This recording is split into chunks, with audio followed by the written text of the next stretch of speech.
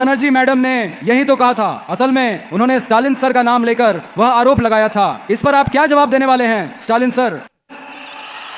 आप तो अब जनता के बीच बुरी तरह से गिर चुके हैं और इस बार के चुनाव में डीएमके की हार तो निश्चित ही है।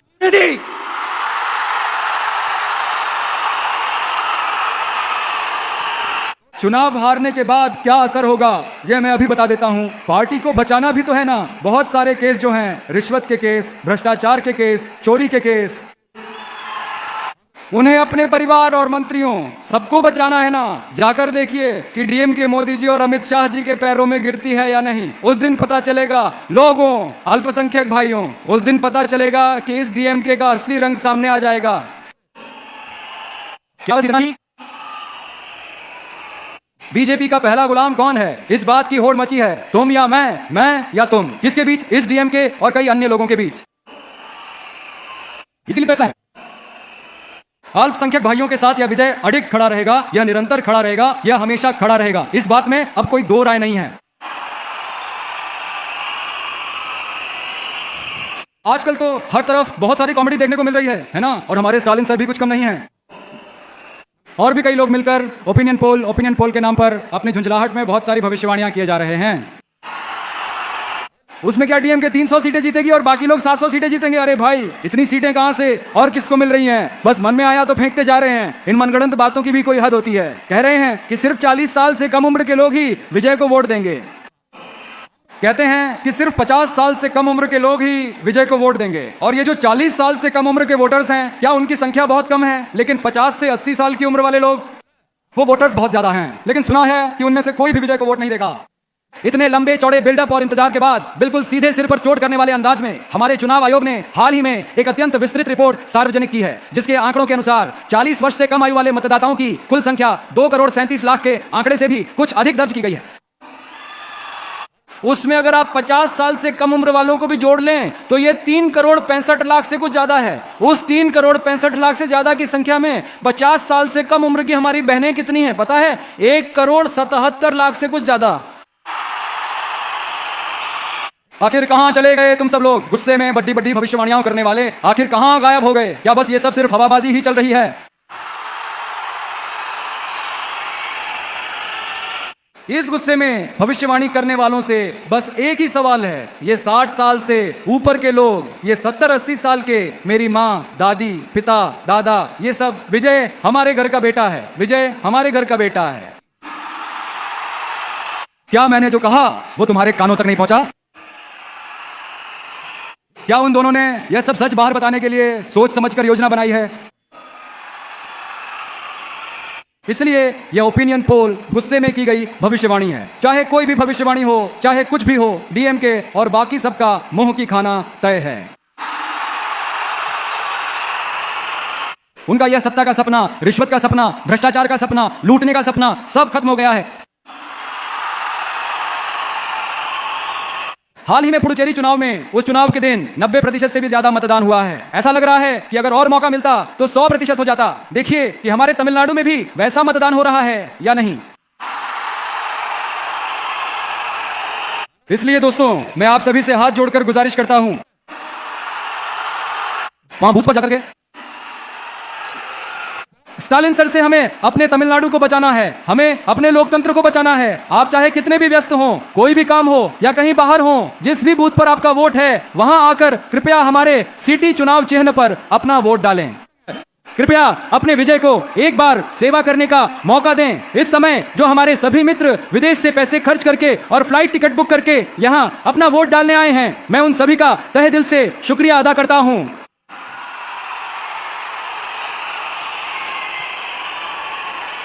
अगला वाला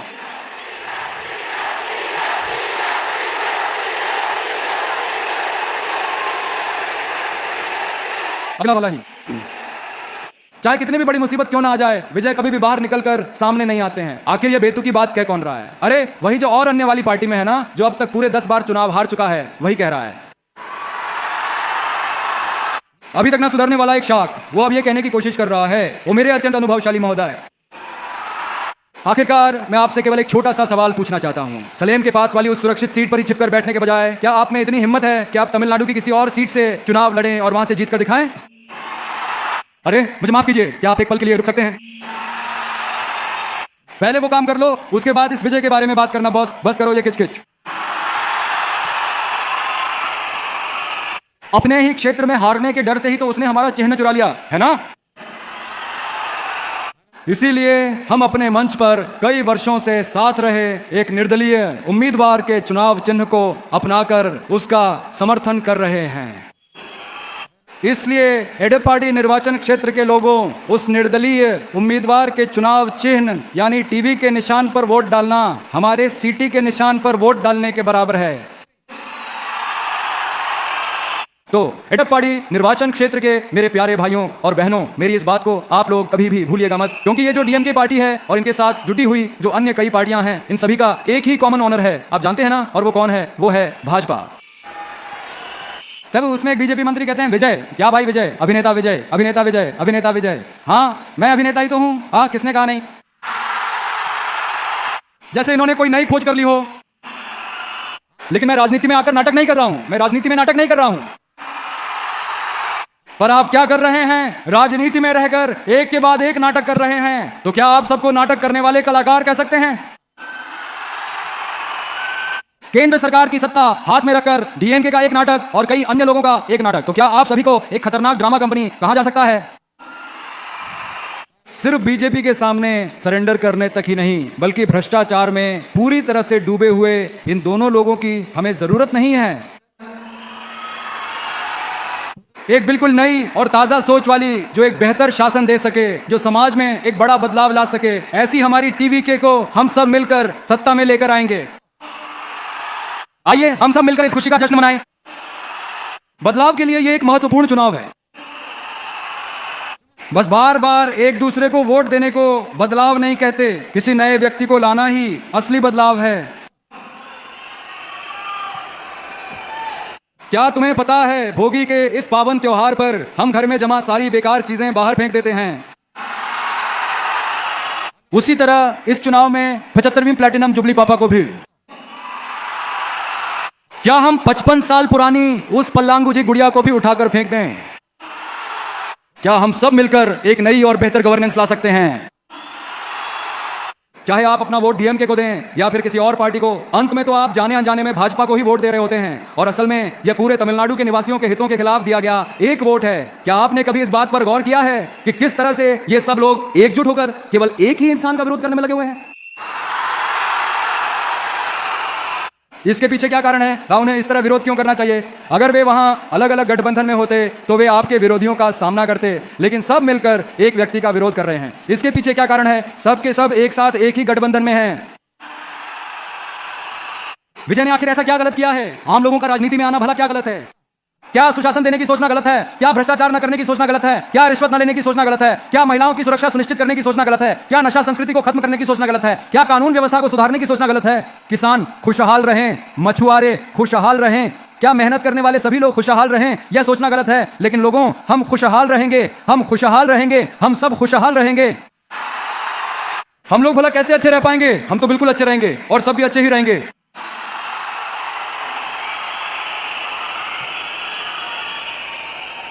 इस वक्त हर घर में मौजूद मेरे नन्हे दोस्तों से मेरी एक गुजारिश है,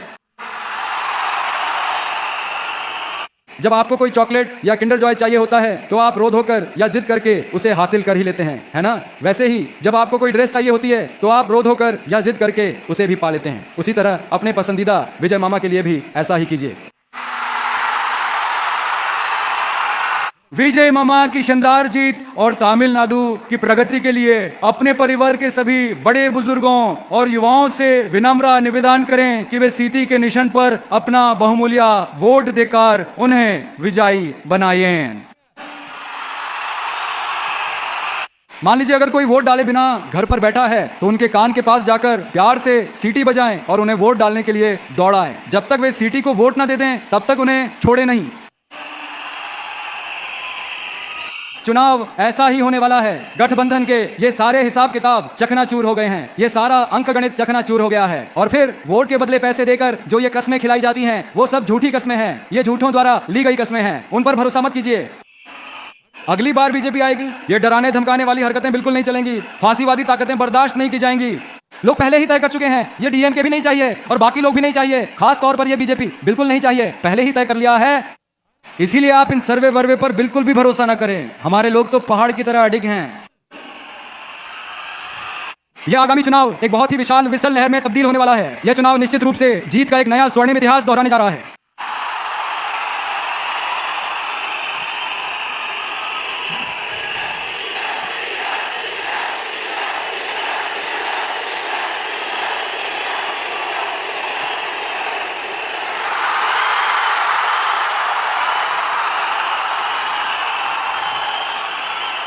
इसलिए तो मैं आपसे यह बात विशेष रूप से कह रहा हूं स्टालिन सर, इस चुनाव के दौरान और इस चुनाव के खत्म होने के बाद, आपके हारने के बाद, क्या बताऊं कि आगे तुम्हें कैसा महसूस होगा। आखिर तुम विजय को बिना वजह इतना परेशान क्यों कर रहे हो? क्यों इस विजय को परेशान कर रहे हो? क्यों इस विजय के खिलाफ साजिश रची? क्यों इस विजय के खिलाफ षड्यंत्र किया? सोच सोच कर, बार बार सोच कर पछताओगे। जनता तुम्हें पछताने पर मजबूर कर देगी। मैंने आपका क्या बिगाड़ा है कि आप ऐसा बर्ताव कर रहे हैं? क्या खाने में जानबूझकर मिट्टी मिलाई है जो आप इतने नाराज हैं? मैंने जनता को आपके शासन का असली चेहरा, आपका भ्रष्टाचार और आप तथा आपके मंत्रियों द्वारा की जा रही लूट के बारे में बताया। यह नहीं कहूंगा तो और क्या कहूंगा। अब मैं करूर के मामले पर आता हूं। करूर में असल में क्या हुआ था, यह बात अगर आप करूर के स्थानीय लोगों से पूछेंगे तो वे आपके सामने सब कुछ खोल कर रख देंगे। फिर आप मुझ पर ही ये इल्जाम क्यों मढ़ रहे हैं?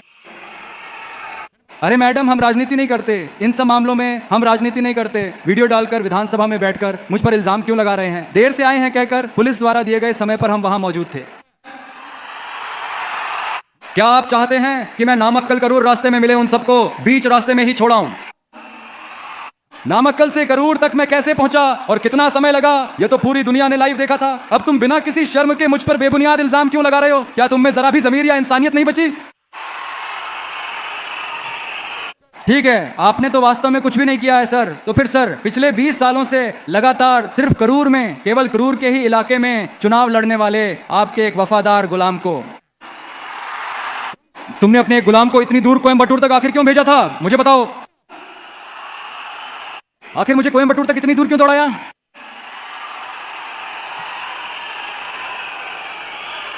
तो मेरे प्यारे दोस्तों, तमाम तकलीफों को सहकर आप लोगों के लिए न्याय मांगने आया यह विजय अब आप लोगों के सामने खड़ा होकर आप लोगों से ही न्याय की मांग कर रहा है। अब यह जिम्मेदारी आप लोगों की है कि आप मुझे न्याय दिलाएं। आखिर मुझे न्याय कैसे मिलेगा, यह आप ही तय करें।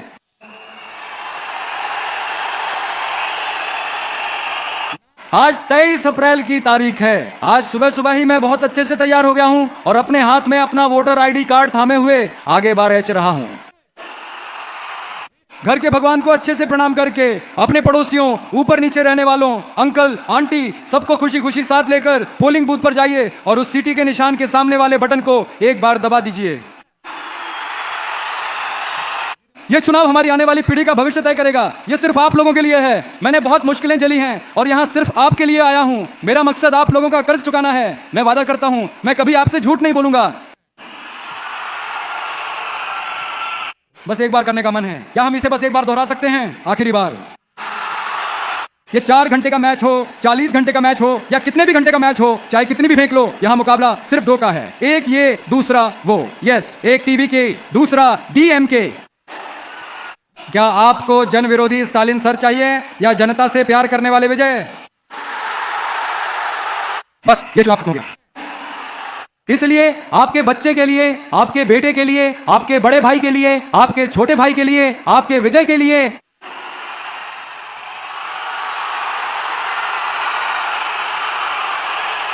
कृपया मुझे बस एक मौका दे दीजिए। आप सभी से निवेदन है कि सीटी के चुनाव चिन्ह पर अपना बहुमूल्य वोट दें। यह चुनाव केवल एक चुनाव नहीं बल्कि एक सीटी क्रांति होनी चाहिए। स्टालिन सर ने सही कहा है कि 4 मई के नतीजे बेहद खास होंगे क्योंकि उस दिन से अग्नि नक्षत्र की शुरुआत हो रही है। भीषण गर्मी शुरू होने का दिन है। यह गर्मी तो सिर फाड़ देने वाली है। यह लोगों के लिए बिल्कुल भी ठीक नहीं है। जो लोग मान्यताओं में विश्वास रखते हैं वे इस अग्नि नक्षत्र के दौरान कोई भी शुभ कार्य नहीं करते। धूप लग जाए तो लू लग जाती है। कब यह सूरज डूबेगा, कब यह सूरज ओझल होगा। बच्चों से लेकर बड़ों तक सब उस सूरज से नफरत करेंगे और उससे दूर रहेंगे। ये वही संकेत है जो हम देख रहे हैं। यह आने वाले परिणाम का स्पष्ट संकेत है। ओम शक्ति पराशक्ति डीएमके एक दुष्ट शक्ति है। उस दुष्ट शक्ति को तमिलनाडु की पूरी जनता खदेड़ खदेड़ कर भगाएगी और 4 मई वह दिन है जब इस पर पूर्ण विराम लग जाएगा।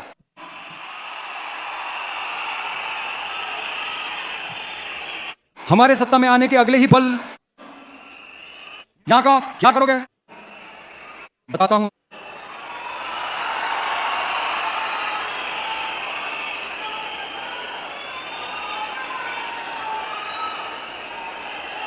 नंबर 1, हम तमिलनाडु के हर परिवार का संबल और सहारा बनने के उद्देश्य से ही राजनीति में आए हैं। हमारी इसी सोच का परिणाम है कि आज हम हर परिवार के लिए अपनी गारंटी लेकर आए हैं। अब आपको हर महीने 200 यूनिट तक बिजली बिल्कुल मुफ्त मिलेगी। दूसरी बात यह है कि मेरी दादी, मेरी माँ, मेरी बड़ी बहन और मेरी छोटी बहनें ये सभी तमिलनाडु राज्य में कहीं भी किसी भी सरकारी बस में बिल्कुल मुफ्त में यात्रा करने की सुविधा का लाभ उठा सकती हैं। तीसरा बिंदु है कि देश भर में कानून व्यवस्था सख्ती से लागू होगी। इसके परिणाम स्वरूप महिलाओं की सुरक्षा सुनिश्चित करने हेतु एक विशेष सख्त कानून लाया जाएगा। इतना ही नहीं, हमारे युवाओं की सुरक्षा के लिए नशीले पदार्थों की रोकथाम और उन्मूलन के लिए एक विशेष कानून लाया जाएगा। और मैं तमिलनाडु के एक जिला मुख्यालय यानी कलेक्ट्रेट कार्यालय का दौरा करूंगा ताकि उस विशेष जिले की जनता से मिल सकूं और उनकी याचिकाएं प्राप्त कर सकूं। मैं इसे नियमित रूप से करूंगा। हम ये सभी कार्य निश्चित रूप से करेंगे। इसके साथ ही हमने जो भी वादे किए हैं उन्हें सत्ता में आने के बाद हम चरणबद्ध तरीके से पूरा करके दिखाएंगे। जो हमने नहीं कहा है वो भी करेंगे। हालांकि वह एक अलग विषय है, लेकिन फिलहाल के लिए मैंने केवल वही बातें बताई हैं जो हम करने में सक्षम हैं। दोस्तों, तारीख को अच्छी तरह से याद रखिएगा, वह है 23 अप्रैल। बस उस एक दिन के लिए आप सभी इस विजय की बात मान लीजिए। मेरी विनती है, मेरी बात सुने और आगामी चुनाव में सीटी के निशान पर वोट दें। सिर्फ 5 साल नहीं, हर साल आपके हर आदेश का मैं पूरी निष्ठा से पालन करूंगा। आपकी हर बात, हर निर्देश यह विजय हमेशा मानेगा। अपने आप पर पूरा आत्मविश्वास बनाए रखें, चिंता न करें, सब कुछ बहुत अच्छा होगा। हमारी जीत तो निश्चित है, जीत पक्की है। अब आपसे फिर मुलाकात होने तक आपका बहुत बहुत धन्यवाद। आप सभी को मेरा सादर என் நெஞ்சில் குடியிருக்கும்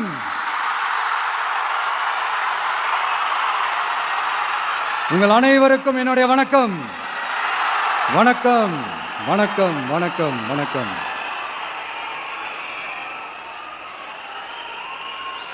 हम सभी इस समय एक अत्यंत ही महत्वपूर्ण और निर्णायक मोड़ पर खड़े हैं।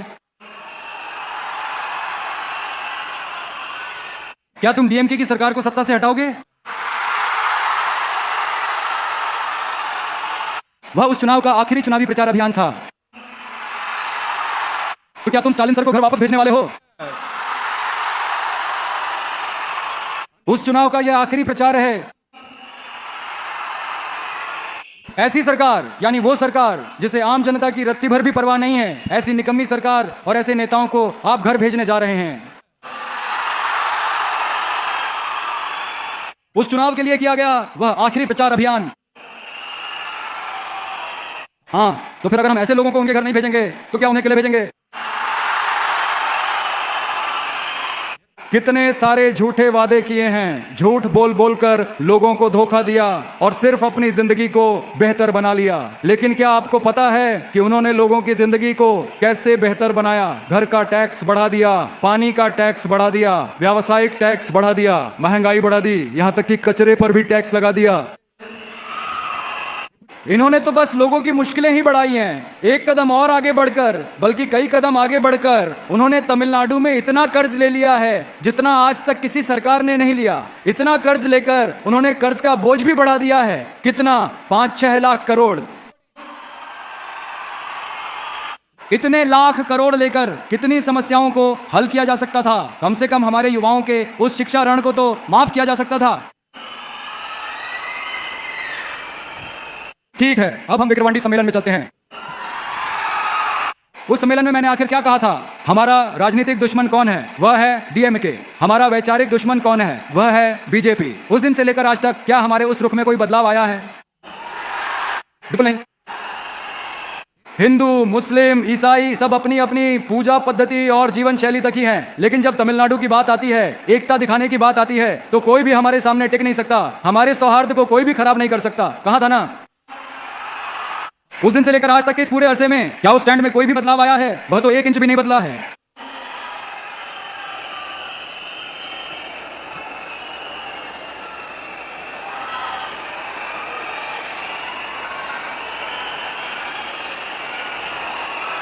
एक इंच भी नहीं बदले हैं। धर्मनिरपेक्ष सामाजिक न्याय की नीति ही हमारी नीति है। हम उससे कभी नहीं बदलने वाले। 100% आप इस मामले में अपने विजय पर भरोसा कर सकते हैं। हमारा यह विजेता सदैव हिंदू, मुस्लिम और ईसाइयों का अपना रहेगा। हर एक धर्म ही हमारा अपना धर्म है। तो इसका मतलब तो फिर यही हुआ कि विजय का असली चेहरा वही है। और क्या कहा था हमने? याद है ना, शेर तो हमेशा शेर ही रहता है। शेर अकेला भी आए तो सबको पानी पिला देता है। यह मैं कोई हवा में या घमंड में नहीं कह रहा। पूरी दुनिया में भगवान ने हमें जो करोड़ों अपने लोग दिए हैं, उनके साथ होने का जो भरोसा है, उसी की बात कर रहा हूं। इसलिए ये विजय, अगर उसने एक बार कह दिया तो वो अपनी बात से पीछे नहीं हटेगा। वैसे स्टालिन सर जैसा बिल्कुल नहीं है।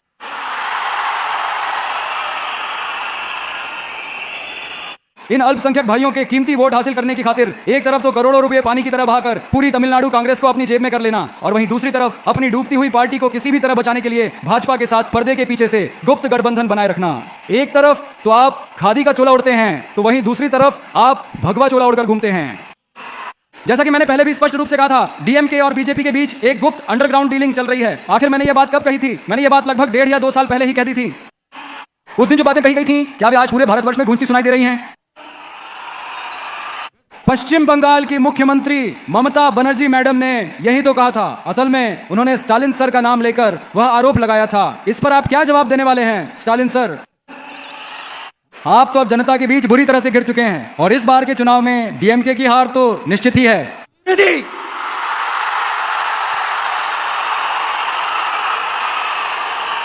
चुनाव हारने के बाद क्या असर होगा, यह मैं अभी बता देता हूं। पार्टी को बचाना भी तो है ना। बहुत सारे केस जो हैं, रिश्वत के केस, भ्रष्टाचार के केस, चोरी के केस, उन्हें अपने परिवार और मंत्रियों सबको बचाना है ना। जाकर देखिए कि डीएमके मोदी जी और अमित शाह जी के पैरों में गिरती है या नहीं। उस दिन पता चलेगा लोगों, अल्पसंख्यक भाइयों, उस दिन पता चलेगा कि इस डीएमके का असली रंग सामने आ जाएगा।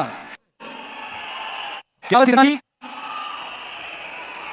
बीजेपी का पहला गुलाम कौन है? इस बात की होड़ मची है, तुम या मैं या तुम। किसके बीच? इस डीएमके और कई अन्य लोगों के बीच। इसीलिए पैसा है। अल्पसंख्यक भाइयों के साथ यह विजय अडिग खड़ा रहेगा, यह निरंतर खड़ा रहेगा, यह हमेशा खड़ा रहेगा। इस बात में अब कोई दो राय नहीं है। आजकल तो हर तरफ बहुत सारी कॉमेडी देखने को मिल रही है ना, और हमारे स्टालिन सर भी कुछ कम नहीं है। और भी कई लोग मिलकर ओपिनियन पोल के नाम पर अपनी झुंझलाहट में बहुत सारी भविष्यवाणियां किए जा रहे हैं।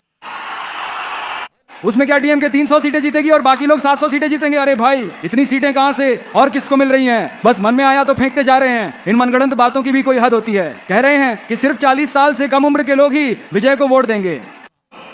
कहते हैं कि सिर्फ 50 साल से कम उम्र के लोग ही विजय को वोट देंगे। और ये जो 40 साल से कम उम्र के वोटर्स हैं, क्या उनकी संख्या बहुत कम है? लेकिन 50 से 80 साल की उम्र वाले लोग, वो वोटर्स बहुत ज्यादा हैं। लेकिन सुना है कि उनमें से कोई भी विजय को वोट नहीं देगा। इतने लंबे चौड़े बिल्डअप और इंतजार के बाद बिल्कुल सीधे सिर पर चोट करने वाले अंदाज में हमारे चुनाव आयोग ने हाल ही में एक अत्यंत विस्तृत रिपोर्ट सार्वजनिक की है, जिसके आंकड़ों के अनुसार 40 वर्ष से कम आयु वाले मतदाताओं की कुल संख्या 2,37,00,000 के आंकड़े से भी कुछ अधिक दर्ज की गई है।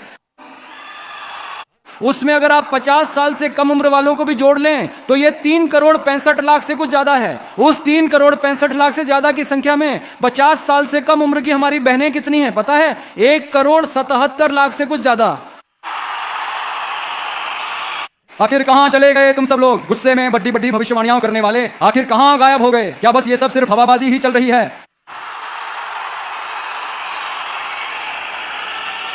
इस गुस्से में भविष्यवाणी करने वालों से बस एक ही सवाल है। ये 60 साल से ऊपर के लोग, ये 70-80 साल के, मेरी माँ, दादी, पिता, दादा, ये सब, विजय हमारे घर का बेटा है, विजय हमारे घर का बेटा है। क्या मैंने जो कहा वो तुम्हारे कानों तक नहीं पहुंचा? क्या उन दोनों ने यह सब सच बाहर बताने के लिए सोच समझकर योजना बनाई है? इसलिए यह ओपिनियन पोल गुस्से में की गई भविष्यवाणी है। चाहे कोई भी भविष्यवाणी हो, चाहे कुछ भी हो, डीएमके और बाकी सबका मुंह की खाना तय है। उनका यह सत्ता का सपना, रिश्वत का सपना, भ्रष्टाचार का सपना, लूटने का सपना सब खत्म हो गया है। हाल ही में पुडुचेरी चुनाव में, उस चुनाव के दिन 90% से भी ज्यादा मतदान हुआ है। ऐसा लग रहा है कि अगर और मौका मिलता तो 100% हो जाता। देखिए कि हमारे तमिलनाडु में भी वैसा मतदान हो रहा है या नहीं। इसलिए दोस्तों, मैं आप सभी से हाथ जोड़कर गुजारिश करता हूं, वहां बूथ पर जाकर के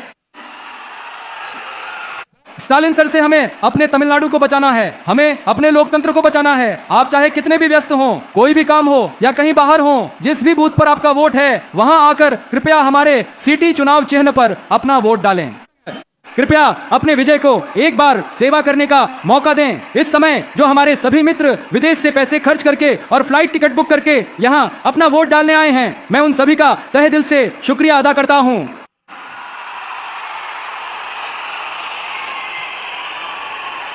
अब अगला वाला।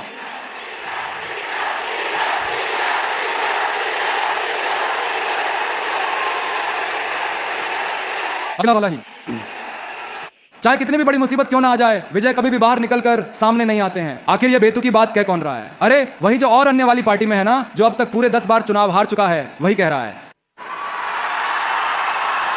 अभी तक ना सुधरने वाला एक शाख, वो अब ये कहने की कोशिश कर रहा है, वो मेरे अत्यंत अनुभवशाली महोदय। आखिरकार मैं आपसे केवल एक छोटा सा सवाल पूछना चाहता हूं। सलेम के पास वाली उस सुरक्षित सीट पर ही छिपकर बैठने के बजाय क्या आप में इतनी हिम्मत है कि आप तमिलनाडु की किसी और सीट से चुनाव लड़ें और वहां से जीत कर दिखाएं? अरे मुझे माफ कीजिए, क्या आप एक पल के लिए रुक सकते हैं? पहले वो काम कर लो, उसके बाद इस विजय के बारे में बात करना बॉस। बस करो ये किचकिच। अपने ही क्षेत्र में हारने के डर से ही तो उसने हमारा चिन्ह चुरा लिया है ना। इसीलिए हम अपने मंच पर कई वर्षों से साथ रहे एक निर्दलीय उम्मीदवार के चुनाव चिन्ह को अपनाकर उसका समर्थन कर रहे हैं। इसलिए एडप्पाडी निर्वाचन क्षेत्र के लोगों, उस निर्दलीय उम्मीदवार के चुनाव चिन्ह यानी टीवी के निशान पर वोट डालना हमारे सीटी के निशान पर वोट डालने के बराबर है। तो एडप्पाडी निर्वाचन क्षेत्र के मेरे प्यारे भाइयों और बहनों, मेरी इस बात को आप लोग कभी भी भूलिएगा मत, क्योंकि ये जो डीएमके पार्टी है और इनके साथ जुटी हुई जो अन्य कई पार्टियां हैं, इन सभी का एक ही कॉमन ऑनर है। आप जानते हैं ना, और वो कौन है? वो है भाजपा। तब उसमें एक बीजेपी मंत्री कहते हैं, विजय क्या भाई विजय, अभिनेता विजय, अभिनेता विजय, अभिनेता विजय। हाँ, मैं अभिनेता ही तो हूं। हाँ, किसने कहा नहीं? जैसे इन्होंने कोई नई खोज कर ली हो। लेकिन मैं राजनीति में आकर नाटक नहीं कर रहा हूं, मैं राजनीति में नाटक नहीं कर रहा हूं। पर आप क्या कर रहे हैं? राजनीति में रहकर एक के बाद एक नाटक कर रहे हैं। तो क्या आप सबको नाटक करने वाले कलाकार कह सकते हैं? केंद्र सरकार की सत्ता हाथ में रखकर डीएमके का एक नाटक और कई अन्य लोगों का एक नाटक, तो क्या आप सभी को एक खतरनाक ड्रामा कंपनी कहा जा सकता है? सिर्फ बीजेपी के सामने सरेंडर करने तक ही नहीं, बल्कि भ्रष्टाचार में पूरी तरह से डूबे हुए इन दोनों लोगों की हमें जरूरत नहीं है। एक बिल्कुल नई और ताजा सोच वाली, जो एक बेहतर शासन दे सके, जो समाज में एक बड़ा बदलाव ला सके, ऐसी हमारी टीवीके को हम सब मिलकर सत्ता में लेकर आएंगे। आइए हम सब मिलकर इस खुशी का जश्न मनाएं। बदलाव के लिए ये एक महत्वपूर्ण चुनाव है। बस बार बार एक दूसरे को वोट देने को बदलाव नहीं कहते, किसी नए व्यक्ति को लाना ही असली बदलाव है। क्या तुम्हें पता है, भोगी के इस पावन त्योहार पर हम घर में जमा सारी बेकार चीजें बाहर फेंक देते हैं।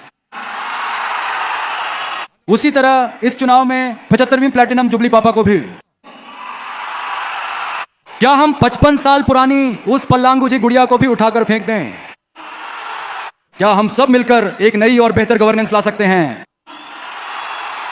चाहे आप अपना वोट डीएमके को दें या फिर किसी और पार्टी को, अंत में तो आप जाने अनजाने में भाजपा को ही वोट दे रहे होते हैं। और असल में यह पूरे तमिलनाडु के निवासियों के हितों के खिलाफ दिया गया एक वोट है। क्या आपने कभी इस बात पर गौर किया है कि किस तरह से ये सब लोग एकजुट होकर केवल एक ही इंसान का विरोध करने में लगे हुए हैं?